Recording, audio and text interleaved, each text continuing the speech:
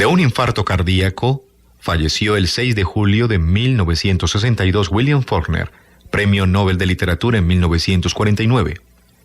Él, reservado y modesto, había dicho querer como epitafio la frase «compuso libros y murió», lo que contrasta con la gran influencia que tuvo entre escritores de su país y de América Latina. De él, oigamos este cuento.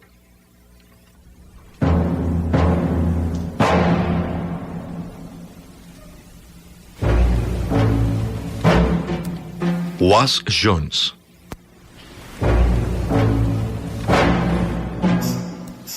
Sutpin se quedó de pie junto al jergón de paja donde estaban tendidas la madre y el bebé. Por entre las alabeadas tablas de la pared caía el temprano sol mañanero en largas pinceladas, listando sus piernas abiertas y la fusta de cabalgar que llevaba en la mano, y cruzando la silueta inmóvil de la madre, que lo miraba con sus quietos, inescrutables y tristes ojos. A su costado yacía el hijo envuelto en un retazo de tela deshilachada pero limpia. Atrás de ellos, una vieja negra estaba sentada en cuclillas junto a la tosca chimenea donde se consumía una exigua fogata. «Bueno, Millie», dijo Sutpin, «lástima que no seas una yegua. Entonces podría darte un pesebre decente en el establo». La del jergón no se movió. Siguió sencillamente mirándolo sin expresión, con su cara joven, triste, inescrutable y pálida todavía por el trance reciente. Sutpin se movió, descubriendo bajo las pinceladas astilladas de sol el rostro de un hombre de 60 años. Dijo con voz queda a la negra sentada en cuclillas: «Grisel parió esta mañana». «¿Potro o potranca?», preguntó la negra. «Un caballo, un potro de lo más fino. ¿Qué es esto?». Y al hablar señaló con la mano que empuñaba la fusta el jergón de paja. «Yegua se me hace». «Sí», insistió Sutpin, «un potro de lo más fino. Va a ser el retrato mismo del viejo Rob Roy que monté cuando me fui para el norte en el año 1861, ¿recuerdas?» «Sí, amo». «Escucha», le dijo, echando otra mirada al jergón. Nadie podía decir si la madre seguía mirándolos o no. Él señaló con la fusta otra vez hacia la cama. «Usa cuanto tenemos a mano para atender cualquier necesidad de los dos». Salió cruzando la puerta desvencijada y metiéndose por el espeso yuyal, contra el rincón del pórtico seguía todavía apoyada y poniéndose roñosa la guadaña que prestara a Wash hacía 3 meses para cortarlo, donde esperaba su caballo que Wash sujetaba por las riendas. Cuando el coronel Sitpen se fue a pelear contra los norteños, Wash no lo acompañó. «Estoy atendiendo la hacienda y los negros del coronel», decía a quien se lo preguntara, y algunos no se lo preguntaban. Era un hombre flaco, castigado por el paludismo, de ojos interrogantes y descoloridos, que aparentaba 35 años, aunque todo el mundo sabía que no solo tenía una hija, sino también una nieta de 8 años.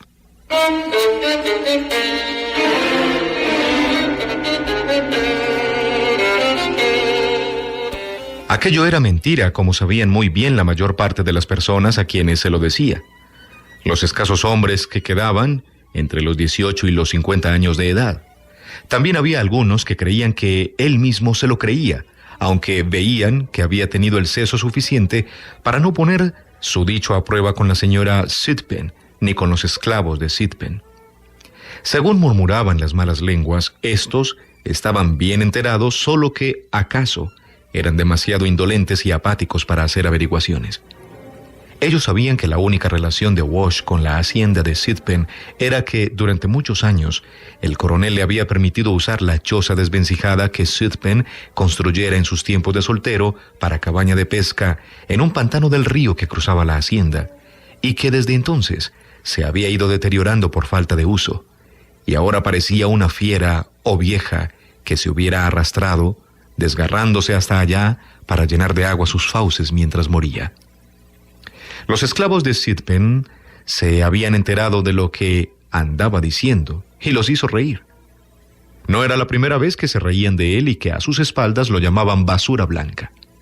Pero ya se iban atreviendo a preguntarle cuando iban en grupo y se lo encontraban en la solitaria vereda que llevaba al pantano y al antiguo pescadero.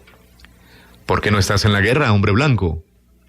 Él se detenía, miraba el coro de caras negras y blancos ojos y dientes, tras los cuales se adivinaba la burla, y decía: porque tengo una hija y una familia a quien cuidar. Fuera de mi camino, negros. Negros, repetían ellos. Negros, volvían a decir, riéndose ya descaradamente. ¿Quién es él para llamarnos negros? Sí, yo no tengo negros para que cuiden a los míos si me voy. Ni otra cosa que esa cabaña donde el coronel no nos deja vivir a nosotros. Él entonces los injuriaba. A veces los perseguía con algún palo que agarraba del suelo poniéndolos en fuga, pero sin lograr que no volvieran a rodearlo de nuevo con aquellas risotadas negras, burlonas, huidizas, inevitables, que lo dejaban jadeante, impotente y furioso. Cierta vez ocurrió en el mismo patio trasero de la casona. Fue después de haberse recibido noticias desastrosas de las montañas de Tennessee y de Vicksburg, cuando Sherman atravesó la plantación y la mayor parte de los negros lo siguieron. Casi todos los demás se lo llevaron también las tropas federales y la señora Sitpen mandó decir a Wash que podía comerse los racimos de uva chinche que maduraban en la parra del patio trasero. Ahora se trataba de una sirvienta de la casa, una de las pocas negras que se quedaron. Tuvo que huir por la escalera que subía a la cocina, pero desde ahí ella se dio vuelta. «Quieto ahí, hombre blanco. No dé un paso más. Nunca ha entrado hasta acá cuando estaba el coronel y ahora no lo va a hacer tampoco». Y era verdad. Pero por su propio orgullo, jamás lo había intentado, aunque estaba convencido de que si lo hubiese hecho, Sitpen se lo habría permitido y lo habría recibido. «Pero no voy a consentir que una negra inmunda me diga que no puedo pasar donde me da la gana», pensó. «Ni voy a dar siquiera al coronel ocasión para tener que maldecir a una negra por algo que yo haga». Y eso a pesar de que él y Sitpen habían pasado más de una tarde juntos, los escasos domingos en que no había gente en la casa. ¿Acaso, en el fondo de su mente, sabía que aquello se debía a que Sitpen no tenía otra cosa que hacer porque era un hombre que aguantaba siquiera su propia compañía? Sin embargo, seguía en pie el hecho de que los dos se pasaban tardes enteras bajo la parra. Sitpen acostado en la hamaca y Wash en cuclillas contra un poste. Entre ellos había un balde de agua y empinaban la misma damajuana para echarse un trago tras otro. Y en los días de semana contemplaba Wash la figura de aquel hombre montado sobre un arrogante potro negro galopando por la hacienda. Los dos eran de la misma edad, casi exactamente, aunque ninguno de ellos lo creyó nunca, quizás porque Wash tenía un nieto y el hijo de Sitpen era un joven que seguía yendo a la escuela. Cuando contemplaba aquella escena del galope, se le sosegaba el corazón y se sentía orgulloso. ¿Acaso se le antojaba que aquel mundo de los negros, quienes, según la Biblia, habían sido creados y maldecidos por Dios para ser como bestias y esclavos al servicio de todos los hombres de piel blanca, y que vivían mejor y tenían mejor casa y hasta mejor ropa que él y los suyos? Aquel mundo en el que siempre escuchaba el eco de las carcajadas negras burlándose de él, no era más que un sueño y una ilusión, y que el verdadero mundo era este, a través del cual su apoteosis solitaria parecía galopar a lomos de aquel potro pura sangre, pensando cómo el libro decía también que todos los hombres estaban creados a imagen de Dios, y por lo tanto todos llevaban la misma imagen, a los ojos de Dios por lo menos. De tal manera que podía decir, como si hablara consigo mismo, «Qué hombre tan arrogante y tan bien plantado. Si el mismo Dios bajase la tierra y cabalgase sobre ella, así es como sería». Sitpen regresó en 1865 montando el caballo negro. Parecía haber envejecido 10 años. Su hijo había perecido en el frente el mismo invierno en que falleciera su esposa. Regresó, después de haber recibido de manos del general Lee un diploma en que se acreditaba su valor, a la arruinada hacienda, donde su hija llevaba ya un año viviendo casi a expensas de la menguada generosidad del hombre a quien 15 años antes diera permiso para habitar la miserable choza del pescadero, de la que ni siquiera se acordaba ya. Allí estaba Wash esperando, con el mismo aspecto de siempre, enjuto todavía, sin que los años pasaran por él, con su mirada descolorida e interrogante, con su aire desconfiado entre servil y familiar.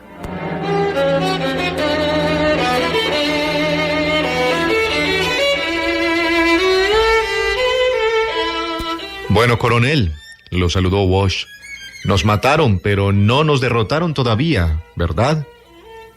A eso más o menos se redujeron sus conversaciones durante los 5 años siguientes. El whisky que bebían ahora del mismo jarro de barro era de inferior calidad y ya no se reunían bajo la parra. Ahora era en los fondos del tenducho que consiguió instalar Sutpin al costado de la carretera. Una despensa cuadrada con anaqueles donde vendía, ayudado por Wash, que le servía de mozo y empleado, petróleo, productos alimenticios corrientes, golosinas rancias de colores y abalorios baratos y cintas a los negros o los blancos pobres como el mismo Wash, quienes llegaban a pie o en mulas escuálidas y regateaban hasta el aburrimiento unas cuantas monedas de 10 o de 25 centavos con el hombre a quien vieran en otros tiempos galopar. El caballo negro vivía todavía. La caballeriza que ocupaba su celosa cría estaba en mejores condiciones que la casa en que habitaba su mismo amo, más de 17 kilómetros sin salir de sus fértiles terrenos, y que había tenido a sus órdenes tropas valerosas en la guerra. Hasta que Sutpin, furioso, mandaba salir a todo el mundo del tenducho, cerraba las puertas y las atrancaba por dentro. Entonces se metían los dos en la parte de atrás y empezaban a beber. Pero ya la conversación no era tranquila, como cuando Sutpin se tumbaba en la hamaca pronunciando un monólogo ampuloso, mientras Wash se mataba de risa sentado en cuclillas contra su poste.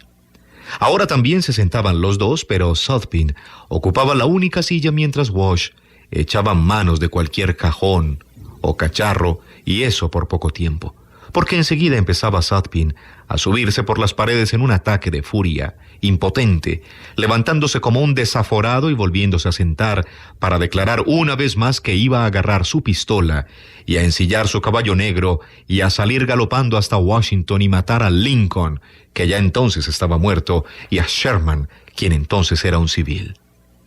«Voy a matarlos», vociferaba. «Voy a acribillarlos a tiros como a perros, que es lo que son». «Sí, coronel. Sí, coronel», decía entonces Wash, sujetándolo antes de que se cayera. Después mandaba a parar la primera diligencia que pasara y si no había ninguna, caminaba 1,600 metros hasta la casa más cercana y pedía prestado un carruaje con el que regresaba y se llevaba a Sutpin. Ahora ya entraba en la casa. Lo había venido haciendo desde mucho antes, llevándose a Sutpin en el primer carruaje que pudiera conseguir prestado, animándolo a que se moviera con murmullos halagadores, como si fuera un caballo o un potro. La hija salía a su encuentro y les abría la puerta sin decir palabra. Cargaba él entonces con su fardo a través de la entrada que en otros tiempos estaba reservada a muy pocos, antes blanca y todavía rematada por un abanico de cristales importados pieza por pieza de Europa, aunque faltaba uno de ellos y se había tapado su hueco con una tabla clavada. Luego seguía adentro, pasando la alfombra de terciopelo, sin peto ninguno ya, y subía la suntuosa escalinata que ahora no era más que un espectro desvencijado y descolorido de tarimas desnudas entre dos franjas de pintura desvaída hasta llegar a la alcoba. Ya había oscurecido mientras tanto. Dejaba su carga despatarrada en la cama, lo desnudaba y se sentaba en silencio a su lado en una silla.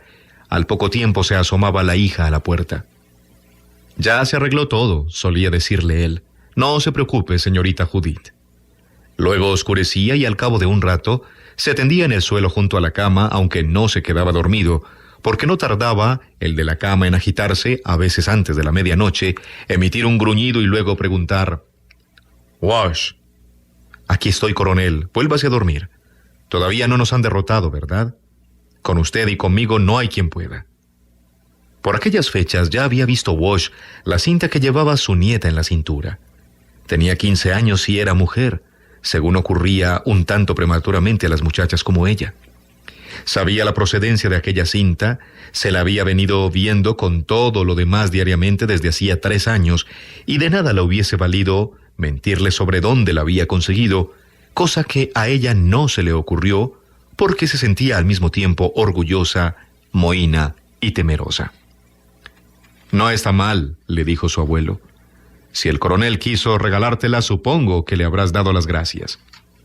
No se alarmó ni cuando vio el vestido y observó la expresión misteriosa, desafiante y atemorizada que había en su rostro mientras le decía que la señorita Judith la había ayudado a hacérselo. Pero se puso muy serio, al acercarse a Sutpen aquella tarde, cuando cerraron la tienda y se fueron al fondo del local. «Tráete el jarro», le mandó Sutpen. «Espere», contestóle Wash, «es solo un momento». Sutpen no le negó lo del vestido. «¿Qué tiene de particular?», le preguntó. Wash resistió su mirada fija y arrogante y le habló quedamente. «Lo conozco a usted desde hace 20 años. Nunca me ha puesto a hacer lo que usted me ordena. Y ya voy para los 60. Y ella es una niña que no pasa de los 15 años de edad. ¿Estás insinuando que le he hecho algún mal? ¿Que yo soy tan viejo como tú? Si fuera usted otro hombre, yo diría que estaba tan viejo como yo. Pero, viejo o no viejo, no la dejaría quedarse con ese vestido ni nada que no viniese de la mano de usted. Pero usted es distinto». «¿En qué consiste la diferencia?». Wash se limitó a clavarle los ojos descoloridos, inquisitivos y sobrios. «Entonces es por eso por lo que me tiene miedo». Ya la mirada de Wash dejó de ser interrogante, era tranquila y serena. «Yo no tengo miedo, porque usted es valiente. No es porque fue valiente en un minuto o en un día de su vida y pueda lucir un papel que le dio el general Lee para demostrarlo. No, usted es valiente. Lo mismo que vive y respira, en eso consiste la diferencia. No hace falta escritura de nadie que me lo venga a decir. Y me consta que lo que maneje o toque usted, lo mismo un regimiento de hombres que una muchacha ignorante o un perro de presa, usted sabe lo que hace». Ahora fue Sutpen el que apartó de él la vista y con un movimiento brusco y repentino le dijo sin más: «Tráete el jarro». «¿Cómo no, coronel?». Como íbamos diciendo, al amanecer de aquel domingo, 2 años más tarde, su corazón siguió tranquilo, aunque preocupado, después de observar a la partera negra, a la que había ido a buscar tras una caminata de 4 kilómetros, penetrar por la puerta desvencijada, del otro lado de la cual yacía su nieta quejándose. Sabían lo que todos habían venido diciendo: los negros de las cabañas de la hacienda y los blancos que rondaban todo el día por los alrededores de la hacienda, espiando en silencio a los tres, a Sutpen, a él y a su nieta, con aire provocativo y ligeramente retador, a medida que su estado se iba haciendo cada día más visible y palmario. Eran como 3 actores que entrasen y saliesen de escena. «Ya sé lo que están chismorreándose al oído», pensó. «Casi me parece oírlo. Wash Jones se ha amarrado por fin al viejo Sutpen. Le ha llevado 20 años, pero por fin se salió con la suya». Dentro de poco amanecería, pero todavía no. Desde el interior de la casa, donde la lámpara macilenta brillaba tenuemente más allá del marco torcido de la puerta, salía periódicamente, como al compás de algún reloj, la voz de su hija. Su pensamiento se deslizaba lento y aterrador, con dificultad, como si se mezclase a cierto rumor de cascos galopantes, hasta que, de repente, emergió a galope corto la silueta enhiesta del hombre a lomos de su caballo arrogante. Y luego se destacó también con contornos claros lo que estaba perturbando su pensamiento, pero no como justificación ni explicación siquiera, sino como una apoteosis solitaria, explicable, por encima del contacto grosero de los hombres. Es más grande que todos esos norteños que mataron a su hijo y a su esposa y se llevaron a sus negros y arruinaron su plantación. Más grande que esta maldita tierra, en la cual encajaba a la medida y que le ha negado hasta una tienducha en el campo. Más grande que la negativa que sintió en los labios, tan amarga como la copa del libro. ¿Cómo podía yo haber vivido tan cerca de él 20 años sin que me hubiese cambiado y tocado? ¿Acaso no sea tan grande como él o no he galopado como él? Pero he sabido llevarle la corriente. Entre él y yo sabemos hacerlo solo con que me diga qué es lo que quiere». Amaneció. De repente distinguió la casa y la vieja negra que lo miraba desde la puerta. Luego notó que la voz de su nieta se había callado. «Es una niña», le dijo la negra. «Puede ir a contárselo a él si quiere». Y con esto volvió a entrar en la casa. «Una niña», repetía Wash, «una niña». En su estupor, casi no oyó los cascos galopantes, ni la silueta arrogante que volvió a emerger. Se quedó observándola como si la viese pasar al galope a través de acontecimientos que marcasen la acumulación de los años, del tiempo, hasta el momento sublime en que cabalgaba bajo el sable que blandía y una bandera desgarradora precipitándose furiosamente contra un cielo de color del azufre explosivo. Era la primera vez en su vida que pensaba que acaso Sadpin fuese un hombre y un viejo como él mismo. Ha tenido una niña, reflexionaba en medio de aquel aturdimiento con la sorpresa alborozada de un niño. Sí, señor, parece mentira, pero he llegado a ser bisabuelo. Entró en la casa, avanzaba a pasos torpes de puntillas como si ya no viviese allí, como si el bebé que acababa de tomar su primer aliento y de llorar a la luz lo hubiese desposeído, aunque fuese de su misma sangre. Pero sobre el camastro de paja apenas divisaba otra cosa que la mancha difusa del rostro demacrado de la nieta. La negra, sentada en cuclillas junto al hogar, habló. Será mejor que se lo diga, si va a decírselo. Ya es de día. Pero no hacía falta. Apenas torció la esquina del pórtico donde estaba apoyada la guadaña que pidió prestada a su amo 3 meses antes para cegar las malezas que estaba pisando, cuando se presentó Sadpin a caballo. No se puso a pensar cómo se había enterado. Supuso sin más que era eso lo que había traído al otro a horas tan tempranas de la madrugada del domingo, y se quedó plantado hasta que desmontó, quitándole después las riendas de la mano. En su cara apergaminada había una expresión casi de imbecilidad, mientras le decía con cierto aire cansado de triunfo: «Es niña, coronel, porque usted es tan viejo como yo». Sadpin lo dejó con la palabra en la boca, pasó por delante de él y penetró en la casa. Él se quedó con la brida en la mano oyendo los pasos de Sadpin que se acercaban al camastro. Oyó lo que dijo y algo pareció morir en él antes de hacer el menor movimiento. Ya había subido el sol, ese sol rápido de las latitudes del Mississippi, y se le ocurrió que estaba bajo un cielo desconocido, ante un escenario extraño, que solo le resultaba familiar como las cosas que se ven en sueños, como el que sueña que se cae de una altura cuando jamás ha ascendido. No es posible que haya oído lo que creo que he oído, pensó sin abrir la boca. Sé que no puede ser.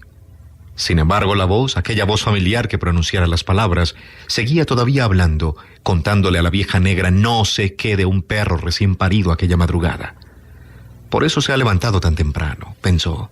Eso es, ni por mí ni por mi gente, ni siquiera lo que es suyo, le ha hecho levantarse de la cama. Sadpin salió, se metió por la maleza andando a pasos lentos y pesados que habrían sido rápidos cuando era más joven. Todavía no había mirado cara a cara a Wash, pero fue diciéndole: «Va a quedarse Dizzy a atenderla. Será mejor que tú». Entonces pareció advertir que Wash se le estaba poniendo por delante y se detuvo. «¿Qué?», inquirió. «¿Dijo usted?». El mismo Wash se oía la voz como si sonase a hueco o graznido, como la de un sordo. «Dijo usted que si fuese una yegua podría darle un buen pesebre en la cuadra». «¿Y qué?», le preguntó Sadpin. Cuando Wash empezó a avanzar hacia él, con los hombros ligeramente caídos, se le abrieron y cerraron los ojos como puños que se crispan y relajan. Por un momento Sadpin se quedó clavado en el suelo asombrado, observando a aquel hombre a quien durante 20 años no había visto hacer movimiento alguno, sino a su mando como el caballo que montaba. De nuevo se entornaron y se abrieron sus ojos. Aunque no se movió, le pareció que empezaba a retroceder de repente. «Atrás», le dijo brusca y destempladamente, «no me toques». «Voy a tocarlo a usted, coronel», le contestó Wash sin dejar de avanzar, con aquella voz queda, tranquila y casi dulce. Sadpin levantó la mano en que empuñaba la fusta. «Atrás, Wash», repitió Sadpin, y sacudió un fustazo. La vieja negra pegó un salto hacia la maleza con la agilidad de una cabra y se perdió de vista. Sadpin zurció de nuevo la cara de Wash con el látigo, haciéndolo caer de rodillas. Cuando se levantó, empuñaba en sus manos la guadaña que le prestara Sadpin 3 meses antes y que ya no le iba a hacer falta para nada. Cuando Wash entró en la casa, su nieta se agitó en el jergón y lo llamó con miedo. «¿Qué fue eso?», le preguntó.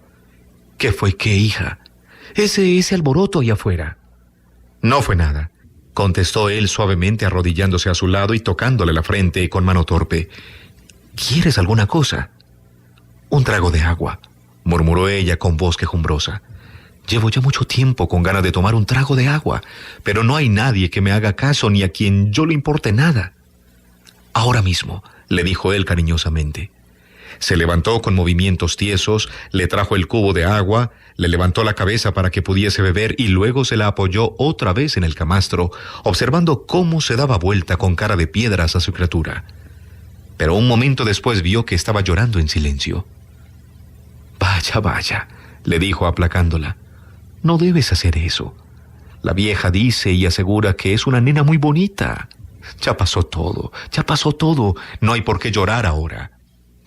Pero ella siguió vertiendo lágrimas silenciosas melancólicamente, y él se levantó de nuevo y estuvo junto al camastro, inquieto algún tiempo, posando lo mismo que cuando pasara por aquel trance su esposa primero y luego su hija. Estas mujeres son un misterio para mí. Parece que los quieren tener, pero cuando los tienen se ponen a llorar. Son un misterio para mí, para cualquier hombre. Se apartó del camastro, arrimó una silla a la ventana y se sentó. Estuvo así toda aquella larga, luminosa y soleada mañana, esperando junto a la ventana. De cuando en cuando se levantaba y se aproximaba de puntas de pie al jergón.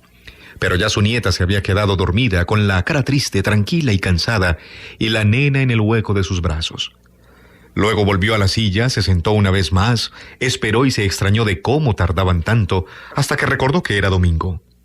Estaba tan tranquilo, en la misma postura, a media tarde, cuando dio la vuelta a la esquina de la casa un muchacho blanco y al toparse con el cadáver, lanzó un grito ahogado, levantó los ojos y miró como hipnotizado un momento a Wash, quien seguía en la ventana, terminando por volverse y escapar a toda carrera. Luego Wash se levantó y se acercó de puntas de pie como antes al jergón. Su nieta se había despertado, acaso al oír el pequeño grito del muchacho. «Millie», le preguntó el abuelo, «¿tienes hambre?». Ella no contestó y volvió la cara para otro lado. Wash encendió una fogata en el hogar y se puso a preparar la comida que había llevado el día anterior. Ahora le pareció sentir, casi tocar, a los hombres que deberían estarse reuniendo con caballos, escopetas y perros. Aquel grupo de curiosos y vengativos hombres de la calaña de Sadpin, quienes se sentaron con él a la mesa en aquellos tiempos en que Wash no podía acercarse a la casa más que hasta la parra. Hombres que además habían enseñado a los inferiores cómo había que jugarse la vida en la batalla y tenían acaso también papeles firmados por los generales. Si él emprendía la fuga, todo se limitaría a volver la espalda a una gavilla de desalmados y fanfarrones para toparse con otros iguales a ellos, pero todos los de esa ralea eran de la misma clase, por lo menos en la tierra que él conocía.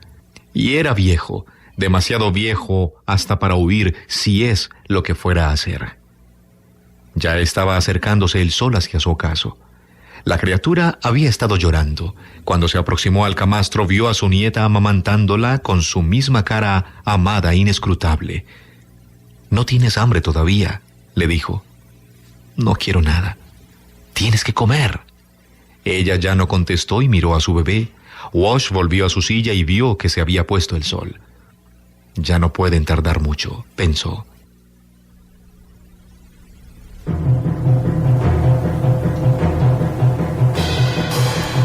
Le parecía sentirlos ya muy cerca al grupo de los curiosos y vengativos. Hasta se imaginaba que los estaba oyendo, que entendía lo que decían de él, lo que pensaban después de haberse sobrepuesto al primer arrebato de furia. Ese viejo Wash Jones ha dado por fin un tropezón. Creyó tener atrapado a Sadpin, pero éste lo engañó. Creyó haber comprometido al coronel a casarse con la muchacha o a pagar, y el coronel rehusó. «Pero si yo nunca pensé en eso, coronel», exclamó en voz alta, sorprendiéndole el eco de su propia voz y volviendo enseguida la cabeza para encontrarse con los ojos de su nieta que lo miraba. «¿Con quién estás hablando?», le preguntó ella. «No era nada. Pensaba por lo visto y se me escapó alguna palabra sin querer». De nuevo su cara se fue desdibujando. Ya él no la veía más que como una mancha lívida a la luz del crepúsculo. «Ya decía yo, me parece que tienes que gritar más fuerte para que él te oiga, para que te oiga desde afuera de la casa, y creo que vas a tener que hacer algo más que gritar para que él se presente aquí». «Claro, claro», replicó Wash, «pero no te apures ya». Le costaba trabajo pensar, pero fue expresándose poco a poco. Ya sabes que yo nunca he esperado ni pedido nada a nadie, sino lo que he esperado de ti. Y nunca le pedí tal cosa. No creí que fuese a hacer falta. Yo dije, No hace falta. ¿Qué necesidad tiene un hombre como Wash Jones de sospechar o dudar de otro, a quien el general Lee en persona da fe en su papel escrito de su puño y letra de que es un valiente? Valiente, se quedó pensando. Mejor sería que ninguno de ellos hubiese vuelto a casa en 1865. Pero en realidad pensaba, mejor sería que ni él ni yo, ni los suyos, ni los míos, hubiésemos nacido en esta tierra. Mejor sería que cuantos quedamos de nosotros fuésemos arrojados a tiros de la faz de la tierra antes que otro Wash Jones vea su vida entera arrancada a tiras, arrugándose y retorciéndose como un manojo seco arrojado al fuego. Dejó de pensar y se quedó inmóvil. Oyó los caballos de repente sin lugar a dudas.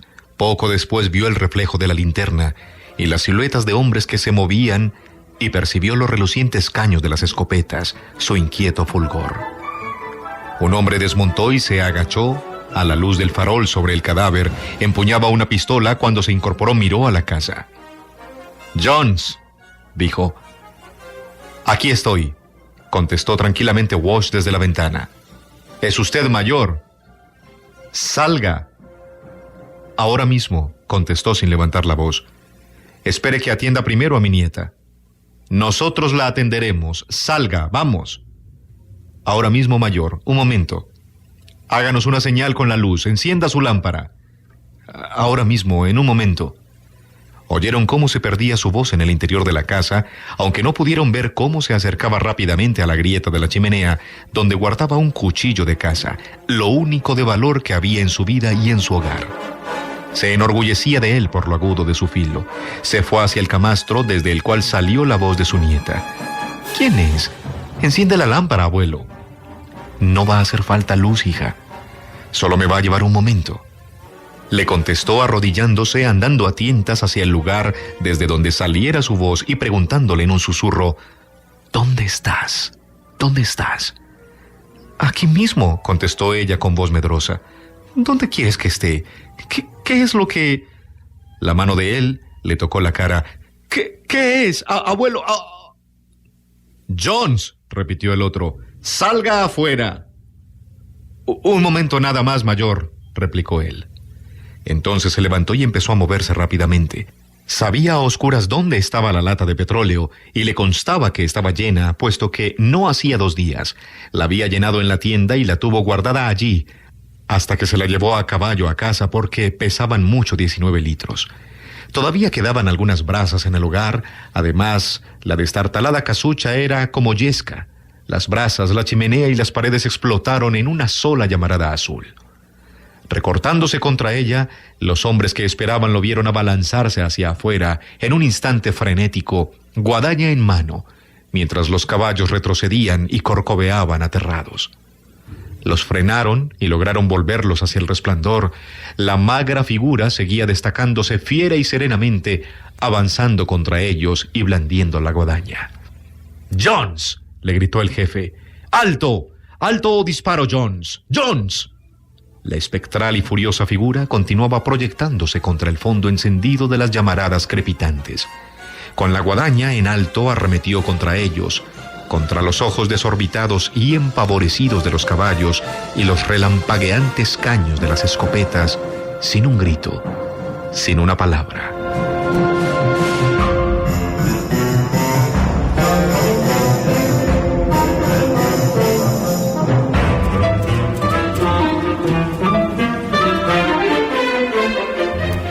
En Literatura para Oír han escuchado el cuento Was Jones, de William Faulkner, Estados Unidos.